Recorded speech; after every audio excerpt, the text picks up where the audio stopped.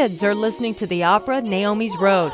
Chris Higashi brought the performance to the Seattle Public Library. Children or adults who don't know opera, they start out a little bit fidgety and wondering what's going to go on, and then you see them settle down and really focus on what's really happening on stage and really get into it.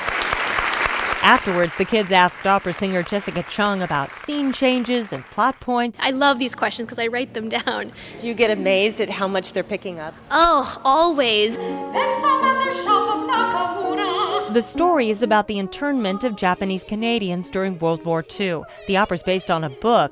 Kids say this gave them something more. I think it portrayed the feelings more because you could hear the different feelings through the music. Definitely. It was so in your face and you actually got to feel what they were doing. It's just a dream come true to be able to do this, especially for children, the people who will make a difference in the future. There's no guarantee, though, the future will include opera. Kids we spoke to had music education, but tight budgets are forcing Seattle, Tacoma, and other big school districts to consider cutting back music. Peter Gelb is general manager of the New York Metropolitan Opera. All the latest emphasis from the White House is towards science and math, and in that kind of a climate, it's much more difficult for musical education to take place. It's a real problem. Harry Lorenzo, Seattle Opera Education Director, adds math and science may help us live longer. There's not much point in extending our lives if we don't have art and meaning to fill those new decades. I think this is my first time ever seeing it, but I think I'm going to go see it again sometime. A very famous British writer once said, "We don't know much about the caveman except what he put on the walls."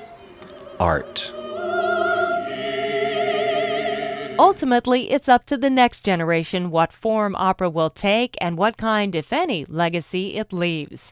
Heather Bosch, News Radio 710 KIRO.